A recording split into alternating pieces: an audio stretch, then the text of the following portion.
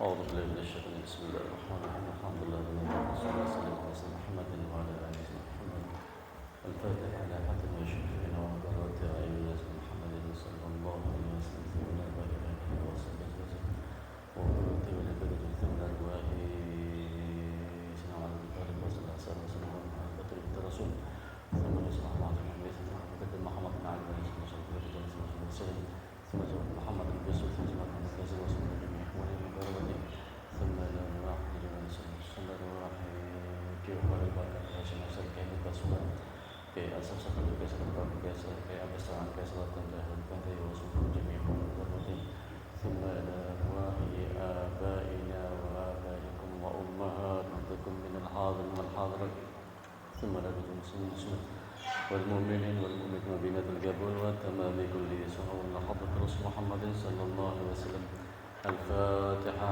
أعوذ بالله من الشيطان الرجيم. بسم الله الرحمن الرحيم. الحمد لله رب العالمين الرحمن الرحيم مالك يوم الدين إياك نعبد وإياك نستعين اهدنا الصراط المستقيم صراط الذين أنعمت عليهم غير المغضوب عليهم ولا الضالين آمين. السلام عليكم ورحمة الله وبركاته. بسم الله الرحمن الرحيم الحمد لله رب العالمين حمدا شاكرا حمدا داعمين حمدا يوافي نعمه ويكافئ مزيده. اللهم صل وسلم على سيدنا محمد وعلى آل سيدنا محمد. اللهم صل وسلم على سيدنا محمد الفاتح لما أغلق والخاتم لما سبق ناصر الحق بالحق والهادي إلى صراطك المستقيم وعلى آله حق قدر مقداره العظيم. اللهم صل وسلم على سيدنا محمد صاحب التاج والمعرج والبراق والعنم دافع البلاء والوباء والمرض والألم جسمه طاهر مطهر معطر منور من اسمه مكتوب مرفوع ماض على اللوح والقلم شمس الضحى بدر الدجى نور الهدى مصباح الظلام أبي القاسم سيدنا محمد صلى الله عليه وسلم نبي الحرمين محبوب عند رب المشرق والمغربين. فيا أيها المشتاقون لنور جماله صلوا عليه وسلموا تسليما. اللهم صل وسلم وبارك عليه وعلى آله. اللهم صل وسلم على سيدنا محمد قمر الوجود في هذا اليوم وفي كل يوم وفي يوم الموعود سر رجل الدنيا والأخرى وعلى آله وصحبه وسلم. أما بعد. Hadirin hadirat para pecinta majlis zikir, para pecinta majlis ilmu, para pecinta masjid, para pecinta musalla yang insyaallah kesemuanya dimuliakan oleh Allah Subhanahu wa taala, dimuliakan di dunia, dimuliakan di barzah, dimuliakan di akhirat kelak. Amin Allahumma amin. Amin ya rabbal alamin. Alhamdulillah, panjatan puja puji syukur senantiasa kita sampaikan kehadirat Allah Subhanahu wa taala. Apapun keadaan kita pun kita terus memuji Allah Subhanahu wa taala. Barangkali Allah uji kita dengan sebuah penyakit, tetap kita wajib untuk memuji Allah Subhanahu wa taala. Dapat musibah, tetap wajib untuk memuji Allah Subhanahu wa taala. Sebab nikmat yang Allah berikan kepada kita sungguh sangat banyak sekali. Seandainya dibandingkan dengan penyakit yang kita derita, musibah yang kita alami, sungguh sangat jauh bedanya. Sungguh sangat banyak sekali nikmat yang Allah berikan kepada kita sekalian. Bahkan penyakit itu pun yang kita derita atau musibah yang kita alami, itu merupakan bentuk sayangnya Allah kepada kita sekalian. Barangkali selama ini kita kurang bersyukur kepada Allah Subhanahu wa taala terhadap nikmat sehat. Allah uji kita dengan sebuah penyakit supaya kita ingat dengan Allah Subhanahu wa taala. Hamba-hambanya Allah yang Allah cintai pasti akan Allah uji. Pasti. Bahkan orang-orang soleh terdahulu itu ketika hidupnya aman-aman saja, lurus-lurus aja, enak, tentram terus, tidak merasakan sebuah ujian, dia mulai tanda tanya kepada dirinya, jangan-jangan Allah ini tidak sayang sama saya. Kenapa? Kok saya tidak pernah diuji sama sekali?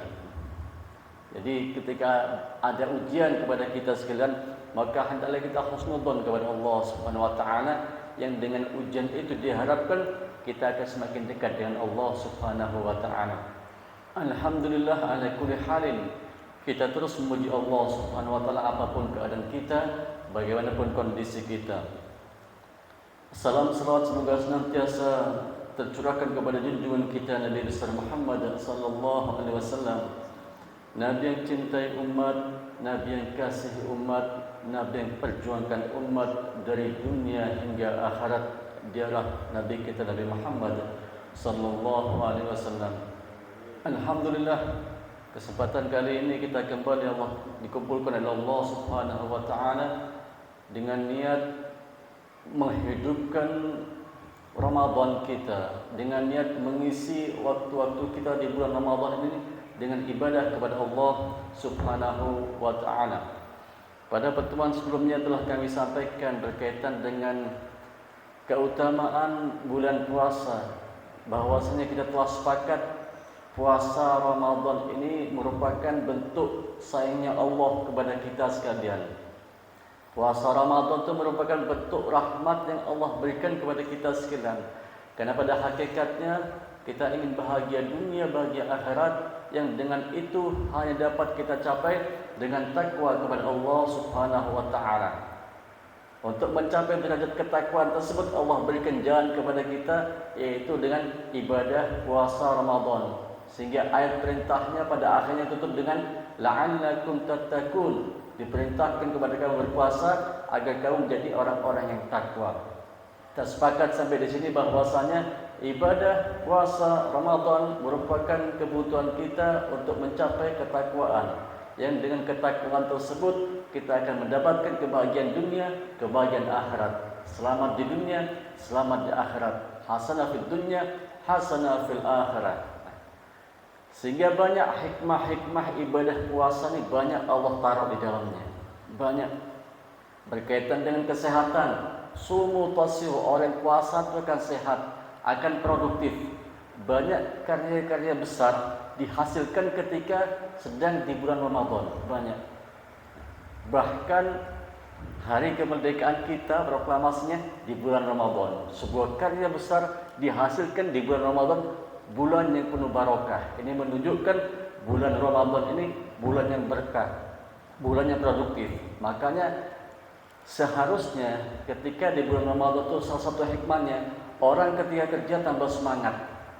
Ketika seorang pelajar ketika harus buat tugasnya biasanya semakin gampang, semakin mudah. Atau siapapun yang akan kerja, ibu-ibu barangkali ketika akan menghasilkan sebuah produk apa, ketika di bulan Ramadan khususnya ketika puasa biasanya akan semangat, bukan malah sebaliknya akan lemas. Inilah salah satu hikmah yang Allah taruh dalam ibadah puasa Ramadan. Kemudian hubungan antara ibadah puasa dengan mencapai derajat ketakwaan, salah satu hikmahnya adalah ketika seorang hamba ini ingin mendekatkan diri kepada Allah, ingin wusul kepada Allah, sampai kepada Allah melalui ibadah-ibadah kepada Allah. Hamba ini ketika ingin dekat dengan Allah, tidak ada jalan kecuali dengan ibadah kepada Allah. Khususnya ibadah yang Allah wajibkan kepada kita. Salat, puasa Ramadan, zakat, sedekah, ibadah-ibadah sunnah yang lainnya, atau ibadah-ibadah sosial yang lainnya, bantu sana sini, bantu sana. Kemudian kita dituntut dalam amal ibadah kita ialah amal yang berkualitas. Allah mengatakan bahwasanya tabarakalladzi biyadihi mulku wa huwa ala kulli syai'in qadir alladzi khalaqal mauta wal hayata liyabluwakum ayyukum ahsanu amala. Allah ciptakan kehidupan dan kematian untuk menguji kita sekalian. Ayyukum ahsanu amala. Siapa di antara kita yang paling baik amalnya, yang paling bagus amalnya? Allah tidak mengatakan siapa di antara kita yang paling banyak amalnya, bukan. Yang paling berkualitas amalnya, kualitasnya yang dicari. Bagusnya amal ini adalah amal yang dibarengi dengan keikhlasan kepada Allah Subhanahu wa taala. Lah amal yang bagus itu amal yang khusyuk, yang ikhlas. Ibadah puasa Ramadan mendidik kita untuk melaksanakan amal itu ikhlas karena Allah taala. Apa contohnya? Contohnya dalam amal ibadah, tingkatan yang paling tinggi telah kami sampaikan adalah ihsan. Kita ibadah seolah-olah kita melihat Allah. Anta'budallaha ka'annaka tarahu. Engkau menyembah Allah, engkau ibadah kepada Allah seolah-olah engkau melihat Allah. Ini tingkatan yang paling tinggi, ihsan ini. Kita sholat, kita merasa bahwasanya kita melihat Allah dalam sholat kita. Pasti khusyuk sholatnya sudah. Pasti khusyuk salatnya. Fa in lam takun tarahu fa innahu yaraka. Kalau kalian tidak bisa melihat Allah, dan namanya kita tidak bisa melihat Allah, maka yakinlah bahwasanya Allah melihat kamu dalam ibadah kamu. Dalam ibadah kamu. Ini tingkat ihsan, tingkat ibadah yang paling tinggi, ya. Tingkatnya para sufi tasawuf, ibadahnya seolah-olah melihat Allah. Kalau ketika kita salat kita merasa bahwa Allah melihat, yakin bahwasanya Allah melihat kita dalam pengawasan Allah SWT, maka pasti ibadah kita akan khusyuk.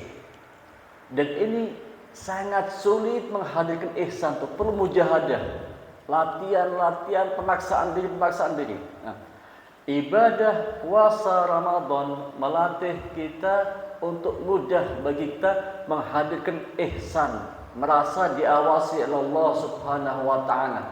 Atau dalam bahasa agamanya muraqabatullah, merasa diawasi oleh Allah Subhanahu wa taala. Apa contohnya? Contohnya di siang hari bulan Ramadan, kita puasa. Kita bisa saja barangkali masuk kamar mandi, minum, tak ada yang tahu, keluarga kita tidak tahu, teman kita tidak tahu, puasa. Ada buka bersama, ikut puasa, tidak ada yang tahu. Tapi kenapa tidak kita lakukan? Apa? Kita yakin bahwasanya Allah mengawasi saya.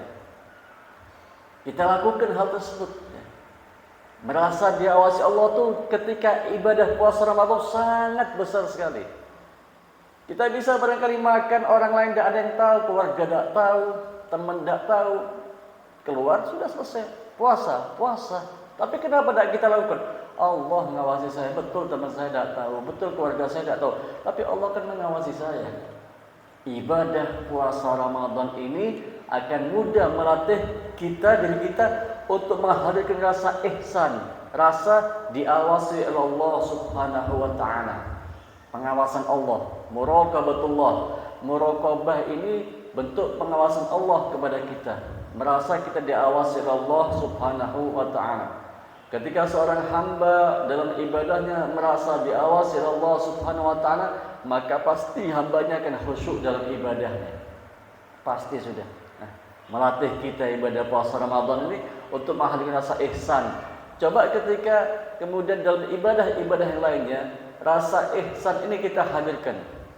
Yang sudah kita latih dalam ibadah puasa Ramadan kita, kemudian ketika dalam sholat kita hadirkan. Ketika puasa tadi saya tidak makan, tidak minum karena Allah melihat saya. Ketika saya sholat juga Allah melihat saya. Kita hadirkan dalam ibadah yang lain, maka disitulah akan menjadi ada kenikmatan dalam ibadah yang kita laksanakan. Pada akhirnya seorang hamba yang mampu merasakan rasa ihsan dalam ibadahnya, ibadah merasa diawasi oleh Allah SWT dalam ibadahnya, itu yang dirasakan kenikmatan dalam ibadahnya, bukan malah capek. Mungkin awalnya ia mujahadah, dipaksa dirinya nih, Allah melihat saya nih, dikhusyukkan. Tapi pada akhirnya dirasakan kenikmatan dalam ibadahnya. Makanya jangan heran ketika kita mendengar ada kisah, ada cerita bahwasanya orang-orang terdahulu, wali-wali terdahulu itu sholat sunnahnya ketika malam sampai 1000 rakaat. Mungkin ada pertanyaan dalam pikiran kita, kok kuat? Saya aja terawih 23 rakaat itu sudah kemeng kaki. Begitu witir, waduh lega, sudah sebentar lagi selesai. Ya. Ini 1000 rakaat kok kuat? Kenapa? merasakan kenikmatan dalam ibadahnya. Lah orang ini ketika merasakan kenikmatan dalam amalnya, dalam perbuatannya, capek hilang, nggak ada capek sama sekali sudah. Orang yang hobinya mancing, asyik mancing, berangkat habis sahur, berangkat sudah ke laut, sampai nanti ketemu mau buka. Panas. Pulang balik cuma bawa 3 ekor, 4 ekor ikan. Katanya tidak senang mancing. Sampai beli ke pasar cukup sudah. Kok repot-repot, kena panas. Apa katanya orang senang mancing? Oh, kamu tidak merasakan betapa nikmatnya mancing gitu. Ya. Orang yang hobinya main sekak barangkali, kuat main sekak. Katanya yang tidak senang main sekak, kamu juga kuat main sekak. Sampai 2 jam, 3 jam. Apa katanya main sekak? Oh, nikmat main sekak. Tidak merasakan capek sama sekali. Kenapa? Asyik, nikmat dalam ibadah yang dilakukan. Jadi pada akhirnya, ketika ibadah di ihsan, ya, ihsan, merasa diawasi Allah SWT dalam ibadah kita, kenikmatan dalam ibadah.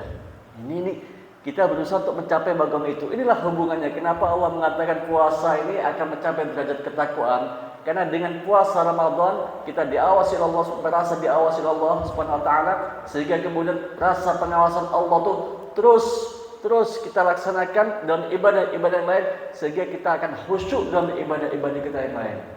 Latihannya di puasa Ramadan. Ada sebuah kisah, ada seorang kiai lebih mencintai satu muridnya ketimbang yang lainnya. Sehingga murid-murid yang lain itu merasa iri. Ini guru kita nih kok pilih kasih. Kok lebih cinta, lebih senang sama teman kita yang satunya yang A nih. Kemudian protes kepada gurunya. Kok sampai lebih mencintai yang satu nih? Apa-apa pasti ini apa. Nah, hanya kemudian dikumpulkan semua santrinya nih.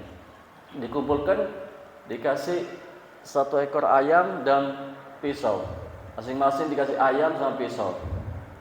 Jadi dipegang, kemudian diperintahkan, potong ayam ini jangan sampai ada yang lihat. Kata kiainya, potong ayam ini jangan sampai ada yang lihat. Udah masing-masing sembunyi dah. Ada yang sembunyi di kamar mandi, ada yang sembunyi di bawah tempat tidur, dipotong masing-masing dah. Kemudian 1 jam lagi kumpul. Kumpul lagi sini, kumpul lagi. Semua santrinya telah melaksanakan tugasnya. Dipotong semua ayamnya.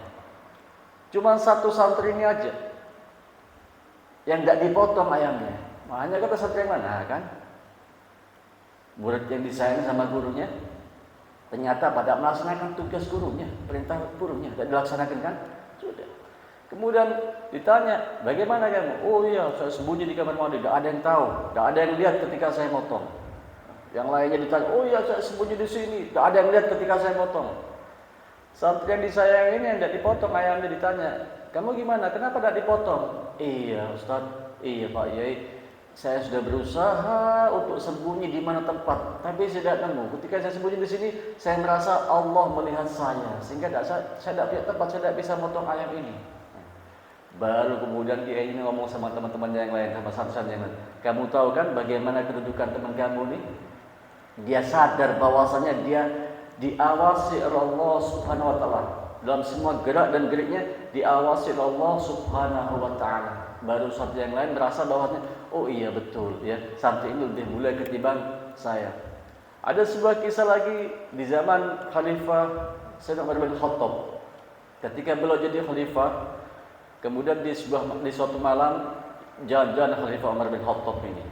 Jalan-jalan melalui sebuah rumah, tiba-tiba kemudian mendengar ada dialog dalam rumah tersebut antara seorang anak perempuan dan ibunya. Kata ibunya mengatakan kepada anak perempuannya ini, campur susu ini dengan air. Kemudian anak perempuannya mengatakan, wah ibuku, bukankah engkau telah berjanji kepada Amirul Mukminin tidak akan mencampur susu ini dengan air putih? Ini kan ngambil untung, menipu lah, ada unsur menipunya. Susunya dicampur dengan air putih, kemudian supaya lebih banyak, susunya kemudian dijual sehingga hasilnya bisa lebih banyak. Apa kata ibunya ketika ditegur oleh anaknya?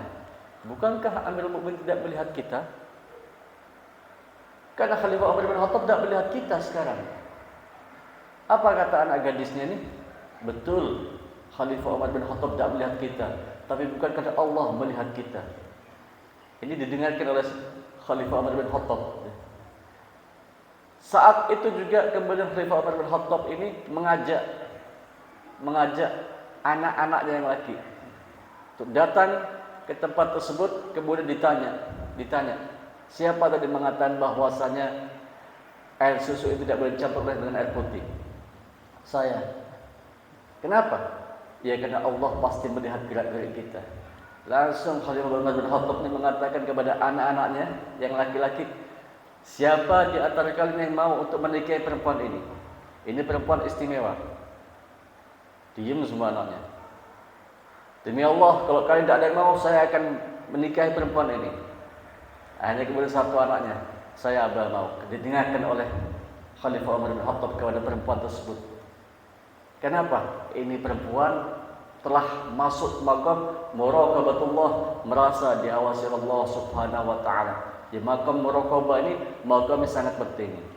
Habib Haddad memberikan ajaran kepada kita untuk kita mudah menghadirkan makam muraqabah ini. Beliau mengatakan bahwasanya wa ma tara'aita min nafsika takasulan an ta'atihi aw mailan ila ma'siyatihi fadzakirha bi anna Allah yasma'uka wa yaraka wa ya'lamu sirraka wa najwaka. Ketika kita ini merasa malas dalam ibadah kepada Allah SWT. Nah, manusia dia begini, imani yazid wa yankus. Kadang-kadang tambah, kadang-kadang berkurang iman kita ini. Kadang-kadang semangat ibadah, kadang-kadang malas ibadah. Ulama menganjurkan ketika datang malas kita ibadah kepada Allah Subhanahu wa taala, hendaklah dalam batasan melaksanakan yang wajib, meninggalkan yang diharamkan oleh Allah Subhanahu wa taala. Batasannya itu. Kalau biasanya barangkali tahajud, puasa Senin Kamis, ketika datang malas ibadah, tiba-tiba kok malas ya. Paling tidak jangan sampai ditinggalkan sholat fardu. Sholat 5 waktu jangan sampai ditinggalkan. Yang wajib jangan sampai ditinggalkan. Kemudian jangan maksiat kepada Allah SWT. Itu batasannya. Tidak puasa Senin Kamis, ya terpaksa sebentar, jangan kok masih aras-arasan ya. Tahajud, jangan dulu dah sekarang dah. Pas datang malasnya. Biasa manusia seperti itu semuanya. Iman yazid wa yankus. Bertambah dan berkurang, kadang semangat, kadang tidak. Maka sadarkanlah diri kita, kata Haddad. Resepnya ada 4 untuk kita merasa bahwasanya Allah senantiasa mengawasi kita. Maka resepnya ada 4. Apa? Sadarkan diri kita, ingatkan diri kita. Fadzakirha bi annallaha yasma'uka wa yaraka wa ya'lamu sirraka wa najwaka. Maka ingatkan diri kita bahwasanya Allah itu kan melihat kamu. Allah mendengar kamu. Allah memandang kamu, Allah memperhatikan kamu.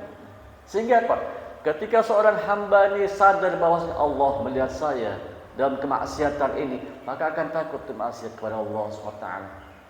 Ketika seorang hamba ini sadar dalam dirinya bahwasanya iya, Allah ini memperhatikan saya, memandang saya, Allah tahu apa yang saya lakukan, apa yang saya sembunyikan dalam hati saya, apa rencana jahat saya, Allah tahu, walaupun orang lain tidak tahu.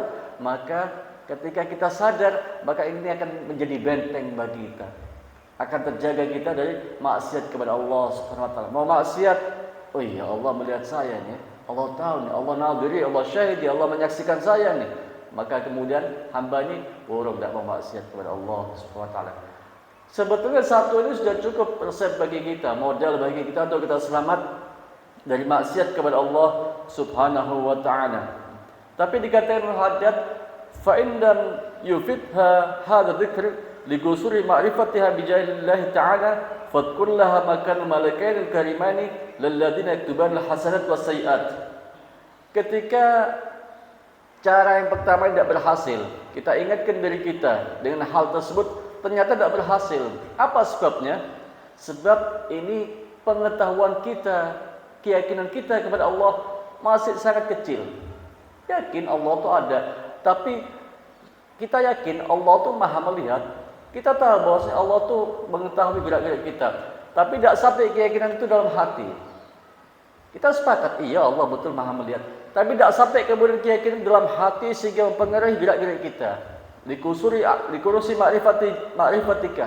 Nah, karena saking kecilnya rasa pengetahuan kita, pengenalan kita kepada Allah Subhanahu wa taala, maka hendaklah kita lakukan dengan hal yang kedua. Apa yang kedua? Ingatkan dari kita bahwasanya dalam diri kita ini senantiasa ada dua malaikat yang ada di kanan kiri kita, yang akan mencatat semua amal-amal kita. Amal baik akan dicatat oleh malaikat raqib, amal jelek akan dicatat oleh malaikat atid. Pasti itu tidak ada yang lepas. Tidak ada yang lepas. Semua amal ibadah kita pasti akan dicatat, tidak ada yang lepas. Diharapkan ketika seorang hamba sadar bahwasanya semua amalnya akan dicatat, mau berbuat elek, nanti dicatat nih. Pasti ada, tidak mungkin luput catatan ini. Akan sadar, akan jauhi. Tidak mau saya. Apa? Akan ditulis nanti sama Allah SWT. Malaikat akan mencatatnya. Saya masih ingat biasanya kita ini ketika masih kecil, ketika dikasih tahu tentang hal ini, itu lebih kuat keyakinan kita. Kita barangkali masih ingat ketika masih kecil, dikasih tahu sama guru ngaji kita bahwa dalam tubuh kita itu ada malaikat raqib, malaikat atid. Pemahaman kita waktu itu sangat polos sekali. Malaikat di sini sama di sini. Sehingga ketika itu kita merasa tidak takut secara pribadi, walaupun masih kecil itu tidak takut. Ketika malam hari barangkali jalan-jalan, jalan harus jalan di malam hari sendirian, itu merasa tidak takut. Sehingga mengatakan kepada temannya, tidak usah takut, dalam tubuh kita ini ada malaikat. Jangan takut, dalam tubuh kita ada malaikat. Itu masih kecil kita merasakan hal tersebut. Tapi ketika besar sekarang, keyakinan itu seolah pudar. Ini kan terbalik.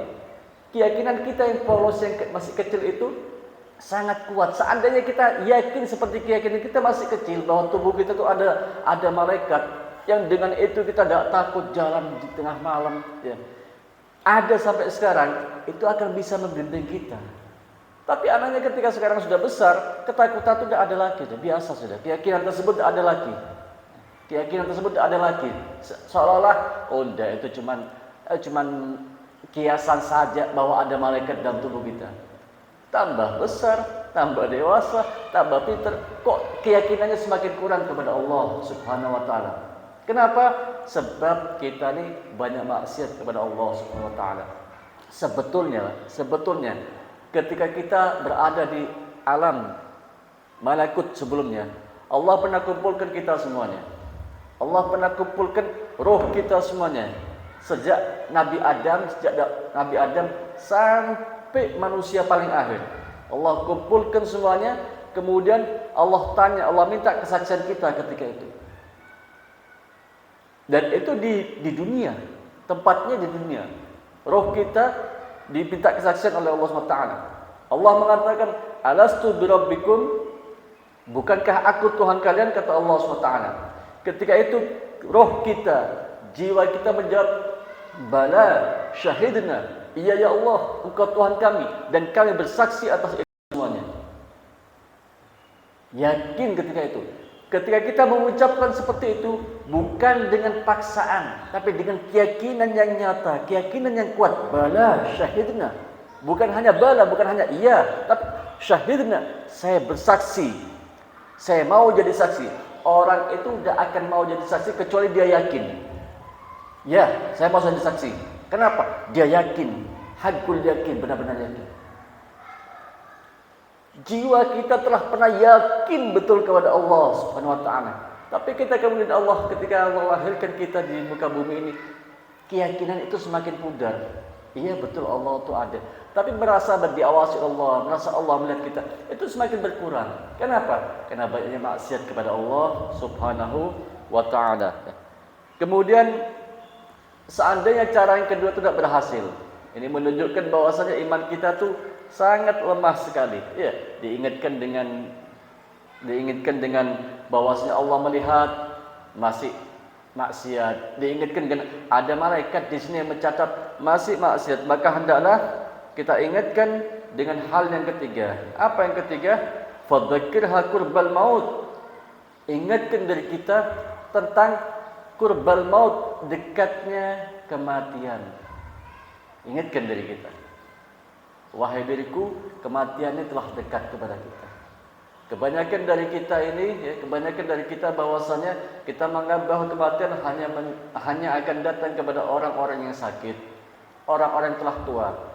Kafa mautakum wa'idah. Sudah cukup kematian-kematian yang ada di antara kita sebagai pelajaran bagi kita. Sebetulnya tausiah agama, mau'izah hasanah, ceramah-ceramah itu tidak perlu sebetulnya. Cukup kematian yang ada di antara kita sebagai pelajaran yang penting bagi kita. Apa maknanya? Ketika kita melihat ada teman kita, saudara kita yang Allah panggil meninggal dunia, itu cukup sebagai pelajaran sudah bagi kita. Kalau sekarang saya ngantarkan teman saya akan diantarkan oleh teman saya yang lain. Saya akan diantarkan oleh keluarga saya yang lain. Kalau sekarang saya menguburkan teman saya atau menguburkan saudara saya pasti akan dikuburkan. Kita ini kan merasa kita masih lama kontrak kita. Padahal telah banyak panjang di antara kita. Sehat walafiat, masih muda, tiba-tiba Allah panggil. Allah panggil. Diharapkan ketika seorang hamba ingat mati, ingat dengannya kematian, maka akan senantiasa berusaha untuk ibadah kepada Allah Subhanahu wa ta'ala. Dekatnya kematian. Kematiannya hal yang terdekat yang paling kita tunggu-tunggu, yang pasti setiap makhluk akan datang kepadanya kematian ini. Kalau masih tidak mempan, diinginkan kematian masih tidak mempan. Ini kan saking apa? Saking bebelnya hati kita ini, saking katosnya hati kita ini, saking batunya hati kita ini. Sudah melihat dengan mata kepala pelajaran tentang kematian saudaranya, temannya, kerabatnya, tonggonya, masih aja ada semangat untuk ibadah kepada Allah, masih merasa lama. Banyak dari kita mengambil alasan-alasan duniawi ketika ada orang meninggal. Ada orang meninggal, pasti ditanya alasan, kenapa? Masih muda, kenapa? Kecelakaan tah? Kena ini tah? Kena itu tah? Alasan-alasan duniawi yang dicari. Tidak sakit, sehat, masih dicari. Oh, punya jantung mungkin itu. Punya penyakit jantung mungkin itu. Kaget, oh pantesan aja meninggal.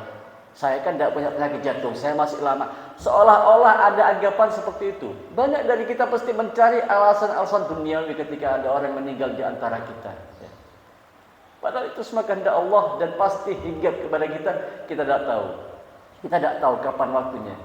Mudah-mudahan husnul khotimah semuanya ya. Kemudian yang keempat adalah ketika nasihat yang ketiga ini, peringatan yang ketiga masih tidak berhasil, maka hendaklah kita ingatkan dengan hal yang selanjutnya adalah fadkullaha ma wa'adallahu bihi. Maka hendaklah kita ingatkan diri kita dengan apa yang Allah janjikan kepada kita. Apa yang Allah janjikan kepada kita? Katakan kepada diri kita, wahai nafsu, tidak ada tempat lain setelah kematian ini. Tidak ada tempat lain setelah kematian. Cuma dua, surga atau neraka. Mana yang kamu pilih? Mau pilih mana? Mau pilih surga? Maka adalah kepada Allah SWT. Atau barangkali kamu berani kepada neraka, akan bermaksiat, ngomong sama dirinya sendiri. Wahai diriku, tidak ada tempat lain setelah kematian ini kecuali dua, surga atau neraka. Kamu mau pilih mana, wahai diriku? Mau pilih surga? Silakan ibadah kepada Allah SWT. Atau barangkali kamu berani untuk masuk neraka Allah, merasa kuat, silakan kamu maksiat kepada Allah, ngomong sama dirinya sendiri. Ini bentuk benteng kita. 4 ini bentuk penjagaan kita kepada Allah Subhanahu wa ta'ala. Orang yang muraqabah kepada Allah SWT itu ya, seorang hamba ini dalam aktivitasnya di dunia ini tidak terlepas dari 3 hal: ibadah, maksiat, atau hal yang mubah. Salat, ibadah, zakat, sedekah, bantu keluarganya, bantu saudaranya. Ini bentuk ibadah kepada Allah SWT. Atau barangkali aktivitas yang lainnya. Apa aktivitas yang lainnya? Aktivitas maksiat kepada Allah. Naudzubillah min dzalik. Pasti di antara 3 hal ini, orang itu ibadah atau maksiat atau hal-hal yang mubah. Apa hal yang mubah? Ya tidur, kemudian makan, minum. Maka muraqabah ini, ketika kita masuk ke dalam 3 hal ini, maka bentuknya akan seperti seorang hamba yang taat kepada Allah Subhanahu wa ta'ala. Maka ketika muraqabahnya masuk dalam ketaatannya, maka taatnya menjadi ikhlas kepada Allah. Bentuk ketaatannya adalah ketaatan yang ikhlas kepada Allah. Orang taat kepada Allah, akan ibadah kepada Allah, masukkan muraqabah, saya diawasi Allah SWT, maka hendaklah orang ini pasti dalam ibadahnya akan ikhlas kepada Allah semata-mata karena Allah Subhanahu wa ta'ala. dalam bentuk ketaatannya. Yang kedua, ketika seorang hamba ini maksiat kepada Allah, kemudian muraqabatullah, pengawasan Allah itu masuk ke dalam dirinya, maka dia akan bertobat kepada Allah Subhanahu wa taala. Bahkan sebelum orang ini maksiat kepada Allah, ingat diawasi oleh Allah Subhanahu wa taala, maka orang ini akan jauh dari maksiat kepada Allah Subhanahu wa taala. Kemudian ketika muraqabah dimasuk dalam hal-hal yang mubah, makan, minum, tidur atau yang lainnya yang ketika dilakukan oleh seorang hamba itu tidak dosa, tidak juga berpahala kecuali dengan niat ibadah, maka ketika seorang hamba ini memasukkan muraqabah dalam hal-hal yang mubah, mau makan ingat diawasi oleh Allah SWT, maka makannya yang tadinya hal yang mubah, yang ketika dilakukan tidak berpahala sama sekali, tapi ketika muraqabah dimasukkan dalam hal mubah tersebut, maka pasti makannya dengan cara-cara yang islami. Pasti makannya akan dengan cara-cara yang memang dituntut dalam syariat agama. Baca doa, niat semata-mata untuk ibadah kepada Allah. Ketika akan istirahat tidur, niat saya istirahat untuk bangun. Untuk bangun bisa tahajud agar supaya kuat ibadah, bisa sahur nanti, bisa sholat subuh berjamaah. Diniatkan dengan untuk ibadah kepada Allah Subhanahu wa taala. Dan inilah strategi kita. Allah tuh memudahkan kita, memberikan cara-cara agar kita dapat berbanyak pahala. Nah, dengan apa? Dengan niat. Hal-hal yang mubah, ya, hal-hal yang sifatnya boleh, mubah, yang ketika dilakukan tidak berpahala sama sekali, tapi dengan cara yang bagus, dengan cara niat, maka akan dapat pahala dari Allah Subhanahu wa taala. Ketika diniati dengan untuk mau makan, mau minum, niatnya adalah supaya kuat untuk ibadah kepada Allah Subhanahu wa taala.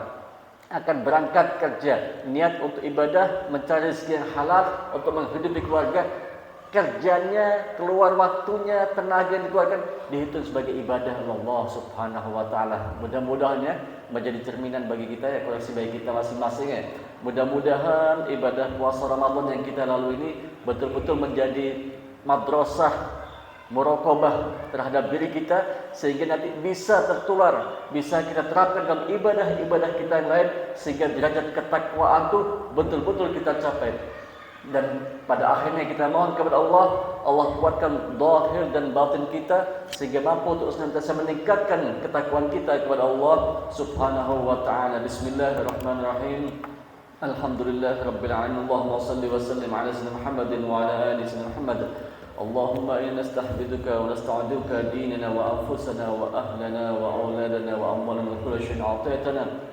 Allahumma ij'alna fi kanafika wa amanika wa jiwarika wa a'yadika bi kulli syaitanin marid wa jabbarin 'anil wa di'an wa dibagin wa min syarri kulli syai'in. Allahumma jammil bil 'afiyati was salamah wa haqiqna bit taqwa istiqamah wa a'inna li mujibatin nadama innaka sami'ud du'a. Allahumma ighfir lana wa li walidina wa li masyayikhina wal ikhwana fid din ولأصحابنا وأحبابنا حبنا فيك ولمن أحسن إلينا والمؤمنين والمؤمنات والمسلمين رب العالمين وارزقنا كما تبت الله ظاهرا وباطنا في عافية وسلامة برحمتك يا الراحمين وصلى الله على محمد وعلى آله وصحبه العالمين والحمد لله رب العالمين. حضرنا الله وإياكم أجمعين والسلام عليكم ورحمة الله وبركاته.